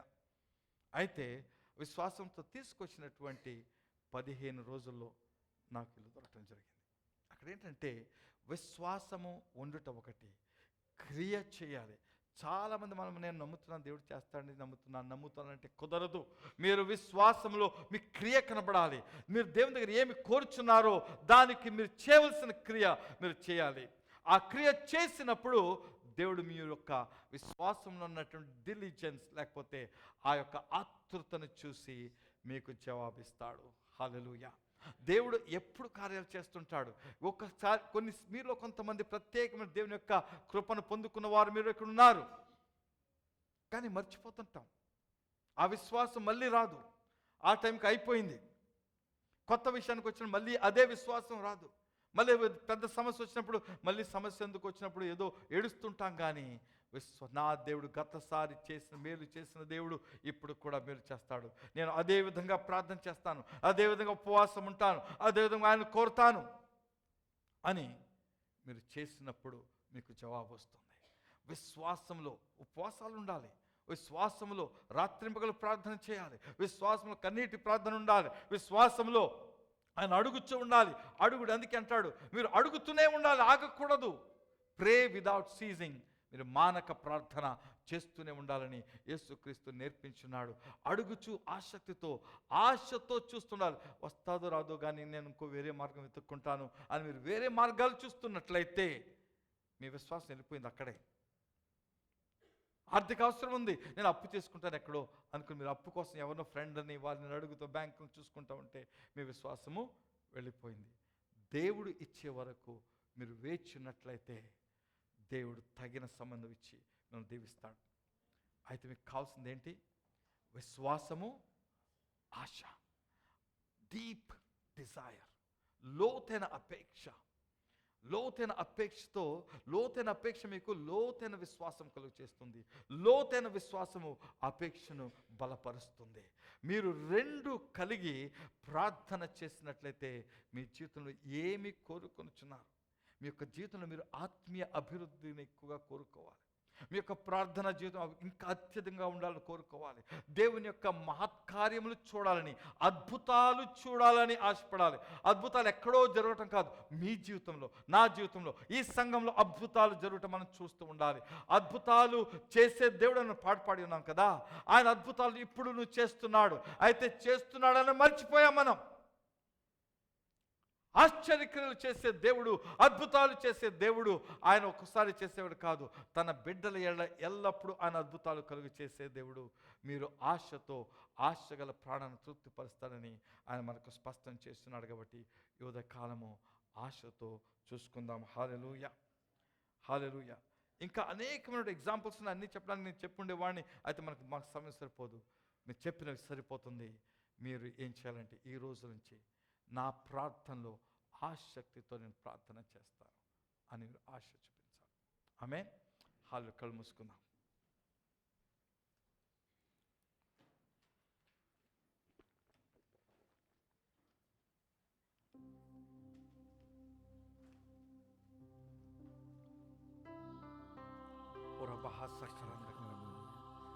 మీ అవసరములు ఏంటో నాకు తెలియదు కానీ, మీరు ఏ విషయమైతే దేవునికి ప్రార్థన చేస్తున్నారో నాకు తెలియదు కానీ, మీ అవసరములు విశ్వాసముతోనూ ఆసక్తితోనూ అడిగినట్లయితే దేవుడు ఈరోజు మీకు వాగ్దానం చేస్తున్నాడు తన వాక్యము ద్వారా.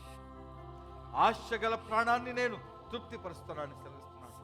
ఆయన దగ్గర వచ్చేవారు ఆయన ఉన్నాడనియు, ఆయన వెతుకు వారికి ఫలము దయచేవాడనియు అనే మాటను మర్చిపోవద్దు. కొద్ది విశ్వాసం కాదు, అల్ప విశ్వాసముతో కాదు, కానీ నిజమైన విశ్వాసముతో మీరు ఆయన దగ్గర వచ్చినట్లయితే ఆయన వాగ్దానం చేస్తున్నాడు, విశ్వాసం కలవానికి అసాధ్యమైనది ఏదీ లేదు. మీకు సమస్తము సాధ్యమవుతున్నాయి. ఉదయకాలంలో మీరు చేసుకున్న నిర్ణయం ఏంటంటే, నా యొక్క ప్రార్థన పొడిగా ఉంది, నేను ఇంకా నా విశ్వాసాన్ని చూపించాలి, నా ప్రార్థనలో ఇంకా లోతు ఉండాలి, నా ప్రార్థనలో ఇంకా ఆసక్తి కనబడాలి. నా ప్రార్థన చేసినప్పుడు నేను ఆశతో నా కళ్ళు ఆయన చూస్తూ ఆయన తట్టు పెట్టుకోవాలి. ఆయన నాకు జవాబు తప్పకుండా ఇస్తాడు, తప్పకుండా నాకు సహాయం చేస్తాడు, నా పరిస్థితి నుండి ఆయన మెరుగుపరుస్తాడు. నా ఆత్మీయ స్థితి ఇంకా పైకి రావాలి. నేను ఆత్మీయ స్థితి పైకి రావడం అంటే ఏంటంటే, మీరును ఇతరుల ఎడల అద్భుతాలు చేసే ప్రార్థన చేయవారిగా మీరు ఉండాలి. అది మీ యొక్క ఆత్మస్థితి యొక్క ఉన్నత స్థితి. మీకోసమే కాదు, రోగుల మీద మీరు చేతులు స్వస్థత పొందడం మీరు చూడాలి. హల్లెలూయా. మీకే స్వస్థత కాదు, ఇతరులకు ప్రార్థన చేస్తున్నప్పుడు కూడా మీరు గొప్ప క్రియలు మీరు చూడాలి. దేవుడు అది మీకు ఇస్తున్నాడు. అయితే మీ యొక్క ఆసక్తిని పెంచుకుంటారా? ఆశను ఇంకా అధికం చేసుకుంటారా? మీ ఆశతో పాటు విశ్వాసాన్ని మీరు కలుపుకుంటారా? రమహతర సికిర మహతర కుర్మహ రిమల సికిర దబహశబ ఓరి మహత్ర కరబహ. అద్వితీయ దేవుడా, ఆది సంభూతుడా, మా కరములను జోడించి మేము మహిమా పరచిదము. అద్వితీయ దేవుడా, ఆది సంభూతుడా, మా కరములను జోడించి మేము మహిమా పరచిదము. మహోన్నతుడా, అద్భుతాలు చేయవాడా, నీ వంటి వారు ఎవరు? నీ వంటి వారు ఎవరు? మహోన్నతుడా, అద్భుతాలు చేయవాడా, నీ వంటి వారు ఎవరు? నీ వంటి వారు ఎవరు? స్తుతులకు పాత్రుడా, స్తుతి చెల్లించెదం. నీ నామమెంతో గొప్పది, నిన్ను ఆరాధించెదం.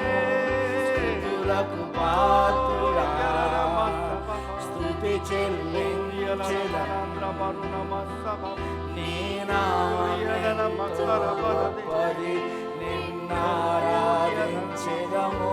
మహోన్నతుడా, అద్భుతాలు చేయువాడా, నీ వంటి వారు ఎవరు?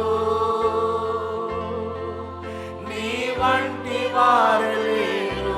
మహోన్నతుడా, అద్భుతాలు చేయువాడా, నీ వంటి వారు ఎవరు?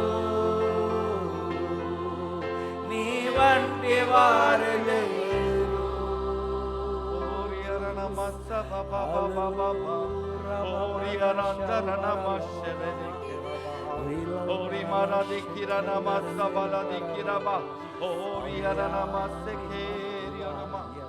మీలో కొంతమంది పరిశుద్ధాత్మ కావాలని అడుగుతున్నారు కానీ ఆసక్తితో ప్రార్థన చేయలేదు. ఇక నుండి ఆసక్తితో మీ యొక్క సొంతంగా ప్రార్థన చేస్తున్న సమయంలో దేవుడు మిమ్మల్ని పరిశుద్ధాత్మతో నింపాలని, ఆత్మల వరములు మీకు దయచేయాలని మీరు ఆశతో కోరుకున్నట్టు దేవుడు చేయబోతున్నాడు. మీలో ఒక నూతనమైనటువంటి మార్పు రాబోతున్నది. ఆసక్తితో ప్రార్థన చేయండి. దేవుడు గొప్ప కార్యాలను చేయబోతున్నాడు. సర్వోన్నతాధికారి యొక్క కాలంలో మీరు మాకిచ్చిన వాగ్దానమును బట్టి ఆశగల ప్రాణాన్ని తృప్తిపరుస్తానని సెలవిచ్చిన దేవా, ప్రతి ఆశగల ప్రాణం తృప్తిపరచు తండ్రి. వారు తీసుకున్న నిర్ణయాన్ని బట్టి, తీర్మానాన్ని బట్టి వారిని బలపరిచి మీ యొక్క ప్రార్థనలు బలపరుచుకోమని మహిమగల ప్రభావం ఇంకే చెల్లించుకుని యేసుక్రీస్తునామమున ప్రార్థన చేస్తున్నాం. అందరూ చప్పట్లు కొట్టి ప్రభువుని కనపడతాం. హల్లెలూయా. ఇంకా ఘనముగా కానుకల ద్వారా దేవుణ్ణి ఆరాధిద్దాం.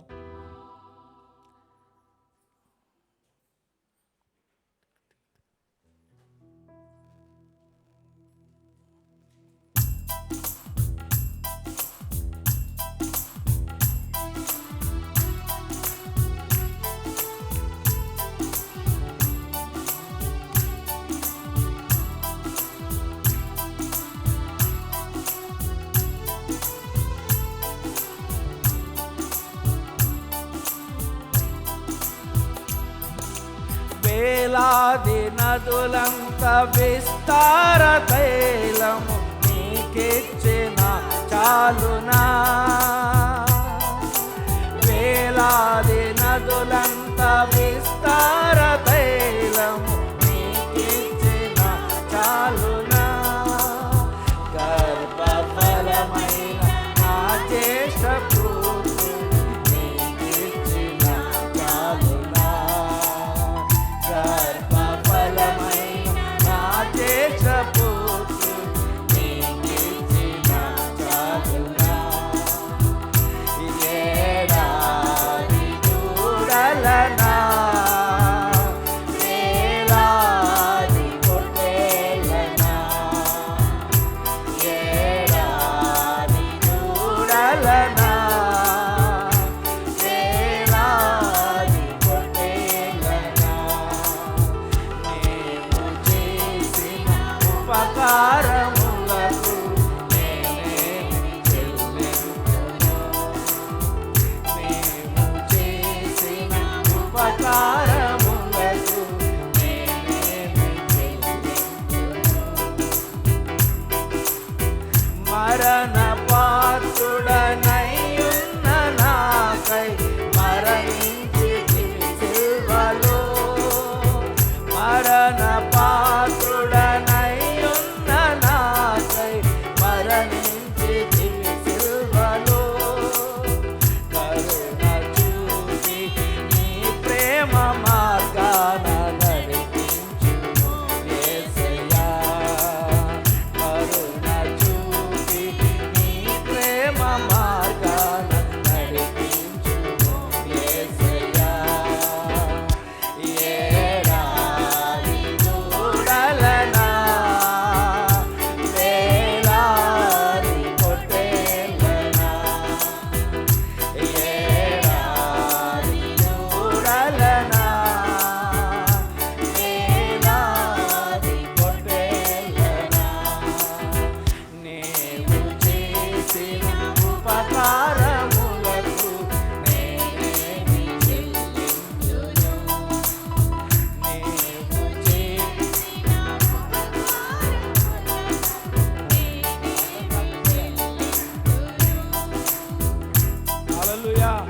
హల్లెలూయా.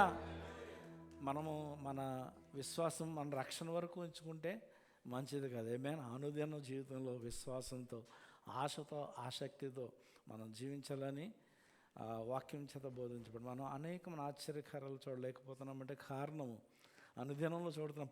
బైబిల్ గ్రంథంలో చూస్తున్నాము, లేదా ఇతరుల జీవితంలో చూస్తున్నాం. కానీ మన జీవితంలో చూడాలంటే నీ విశ్వాసంలో క్రియ ఉండాలి, నీ విశ్వాసంలో ఆసక్తి ఉండాలి. ఏమైనా హల్లెలూయా. స్పష్టంగా తేటగా చాలా అర్థమయ్యే విధంగా మరి దేవుడు మనతో మాట్లాడినాడు కనుక మన అనుదిన జీవితంలో విశ్వాసాన్ని కనబరుద్దాం, కార్యాలు చూద్దాం. ఆ సునేమిరాయల కుమారుడే ఇజ్రాయెల్ చరిత్ర ఏం చెప్తుందంటే యోనా ప్రవక్త అంట. ఏమే ఏ మరణం నుంచి లేపబడిన ఆ ప్రవక్త ప్రభు కొరకు గొప్ప సాక్ష్యంగా ఆ తల్లి పెంచగలిగింది. మనం కూడా మెడలు ఆ విధంగా విశ్వాసంలో పెంచాలి. ఏమేన్ దేవుడు మనందరం దీవించిన గాక. ముగింపు ప్రార్థన చేసుకోబోయే ముందు సల్మాన్ రాజు గారు ఉన్నట్లయితే లేరా, ఆయన కుమారుని యొక్క వివాహం అంట. ఎవరు కుమారుడు వచ్చాడా? వాళ్ళ కుమారుడు వచ్చాడు ఎదరికి వచ్చినట్లయితే ఆయన వివాహము జూన్ మాసంలో కదా, జూన్ మాసం ఈ నెలలోనా ఎదరికి వచ్చినట్లయితే ఆయన కొరకు పాస్టర్ గారు ప్రార్థన చేసి పంపిస్తారు. మన సహోదరుడు ఎప్పుడేమో మ్యారేజ్ 23 ఈ నెల 23వ తారీఖున ఈ కుమారుడు సల్మాన్ రాజు గారు వాళ్ళ కుమారుడు అండి. హల్లెలూయా. ప్రభా ఆశ్చర్యకరుడవు ప్రభా, నీవు మహిమగల దేవుడవు తండ్రి. ఇదిగో ఈ కుమారునికి నీవు వివాహమును స్థిరపరిచి సిద్ధపరిచి తను మరి యొక్క నెల వెళ్ళబోచుండగా ఆయన యొక్క ప్రయాణమంతట్లోనూ వివాహ కార్యమన్నింటిలోనూ మీరు తోడుగా ఉండి ప్రతి అవసరం తీర్చి అన్నిటికంటే ముఖ్యంగా ప్రభా నీవే ఆ వివాహంలో ఉండి ప్రభా మరి వరుని వధువును జతపరచి వారి నీ సన్నిధిలో ఏకమై నీ కొరకు మహిమగల జీవితం జీవిస్తూ ఆశీర్వదించబడి ఫలవంతులవునట్లుగా ఆశీర్వదించిన ప్రార్థన చేస్తున్నాం ప్రభా. మరొకసారి ఆ వధువును కూడా చిత్తకప్పిస్తున్నాం. ఆమెను ఈ కుమారుని కూడా మరి శరీరంగాను మనస్సుతోనూ ఆత్మీయంగాను సిద్ధపాటు కలిగి ఉండి ప్రభా వారి యొక్క కార్యక్రమంలో మరి నీ సందు పాలు పొందడానికి సహాయం తెచ్చేయమని, తల్లిదండ్రులను దీవించమని, నడిపించమని, అన్నింటిలో మహిమ పొందుకొని యేసుక్రీస్తు నామములో ప్రార్థన చేస్తున్నాం తండ్రి. ఆమేన్.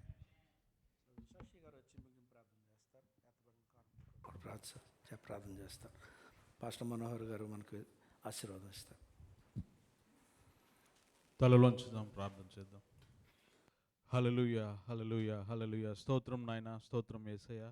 స్తుతి నాయన, స్తుతి నాయన, స్తుతికి పాత్రుడా, స్తోత్రార్హుడా, నీకు వందనాలు చెల్లిస్తున్నాను. ఇదిగోనైనా గడిచిన కాలం అంతా మీ దయరెక్కల కింద కాచి దాచి భద్రపరిచి నైనా మరొక దినాన్ని నేను ఆమె జీవితాల్లో మీరు అనుగ్రహించిన విధానం బట్టి నీకు వందనాలు నాయన, స్తోత్రాలు చెల్లిస్తున్నాను. గొప్ప దేవుడా నీకు వందనాలు నాయన. ఉదయకాల సమయంలోనైనా అనేక మంది ప్రియబిడ్డలు నాయన సనికి తీర్చిన విధానం బట్టి నీకు వందనాలు నాయన, స్తోత్రాలు చెల్లిస్తున్నాను. గొప్ప దేవుడా నాయన, ఇటు విధంగా జీవించడానికి నాయన, ఇటు విధమైన నాయన పరిస్థితులు కలిగి నాయన నీ సన్నిధిలో మేము జీవించడానికి నాయన మీరు మాకు అనుగ్రహించినటువంటి నాయన కృపను బట్టి నీకు వందనాలు నాయన, స్తోత్రాలు చెల్లిస్తున్నాం. ఇంతవరకు నాయన ఈ ఆరాధన కార్యక్రమాన్ని నాయన మీ ఆధీనంలోంచి నడిపించుకున్న విధానాన్ని బట్టి నీకు వందనాలు నాయన, స్తోత్రాలు చెల్లిస్తున్నాను. అలాగే నేను దాసుని నిలబెట్టుకుని నాయన ఇచ్చినటువంటి మాటలను బట్టి నీకు వందనాలు అయ్యా, స్తోత్రాలు చెల్లిస్తున్నాను. అయా నిజముగా నేను నీ యందు విశ్వాసము కలిగినైనా నేను అత్యాసక్తితో నాయన అమితమైనటువంటి విశ్వాసము కలిగినైనా నీ సన్నిధిలో ఎలా జీవించాలో నాయన మీరు మరొకసారి మీరు మాకు నేను గుర్తు చేసిన విధానం బట్టి నీకు వందనాలు నాయన, స్తోత్రాలు చెల్లిస్తున్నాం. నాయన నీవు ఇచ్చిన మాటలను దీవించండి, నేను ఆశీర్వదించండి. నేను వాటి ప్రకారంగా మేము నాయన జీవించే వారిగా మమ్మల్ని ఉంచవలసిన నడుస్తున్నాను. గొప్ప దేవుడా నీకు వందనాలు, స్తోత్రాలు చెల్లిస్తున్నాను. అలాగే నీ సన్నిధి తెచ్చినటువంటి కానుకల విషయంలో సన్నిధిలో ప్రార్థన చేస్తున్నాను దేవా, నీకు వందనాలు. నేను ఇచ్చిన ప్రతి ఒక్కరిని బట్టి నీ సన్నిధిలో ప్రార్థన చేస్తున్నాం అయ్యా. 100 60 మీరు ఫలితాన్ని అనుగ్రహించిన దేవా, నీకు వందనాలు. నేను వారు చేయించినటువంటి పనులు మీరు దీవించి ఆశీర్వదించండి తండ్రి, నీకు వందనాలు. నేను అనేక మంది పనులు లేక ఉద్యోగాలు లేక బాధపడుచున్నటువంటి నీ ప్రిపిలేషన్ సన్నిధిలో ప్రార్థన చేస్తున్నాను దేవా, నీకు వందనాలు. నేను తగు సమయంలో మీరు జ్ఞాపకం చేసుకుని నేను వారి పనిని మీరు దీవించి ఆశీర్వదించవలసిన నడుచున్నాను. గొప్ప దేవుడా నీకు వందనాలు నాయన, స్తోత్రాలు చెల్లిస్తున్నాను. నేను మరొకసారి నేను అక్కడ ఆలస్యమైతే నేను మరొకసారి నేను ఇటు విధంగా సన్నిధిలో కూడి అయా నిన్ను స్తుతించి నేను గణపరిచే భాగ్యాన్ని మీరు మాకు అనుగ్రహిస్తారని నేను మెట్టుకు నేను కుడికి వచ్చినటువంటి ప్రతి ఒక్క బిడ్డలు మీరు జ్ఞాపకం చేసుకున్న దేవా, నీకు వందనాలు. వారు ఏ అవసరత కలిగిన ఏ అక్కర కలిగిన సన్నిధికి వచ్చినారు నాయన మాకంటే ముందుకు ఎరుగున్న దేవా, నీకు వందనాలు, స్తోత్రాలు చెల్లిస్తున్నాం. నీ సన్నిధిలో నిన్న నీ దీవెనలు మీరు దయచేయవలసిన అడుగుతున్నాను. గొప్ప దేవుడా నీకు వందనాలు నాయన, అనేక స్తుతులు స్తోత్రాలు చెల్లిస్తున్నాయన. అన్ని విషయాల్లో నాయన మీరే మీ తోడు మీ సహాయానికి నడిపిస్తారని ప్రభును రక్షకుడైనటువంటి యేసుక్రీశ్వర ప్రసన్నాన్ని బట్టి అడిగి పెట్టుకుంటున్నాం మా పరమ తండ్రి. ఇప్పుడు మన తండ్రి అయిన దేవుని యొక్క ప్రేమయు, యేసుక్రీస్తు వారి కృపయు, పరిశుద్ధాత్మ యొక్క నిరంతర సహవాసము మనకును ఆయన ప్రేమించిన బిడ్డలందరికీ ఎప్పుడును ఎల్లప్పుడూ తోడుగా ఉండును గాక. ఆమేన్. దేవుడు మిమ్మల్ని దీవించి ఆశీర్వదించును గాక.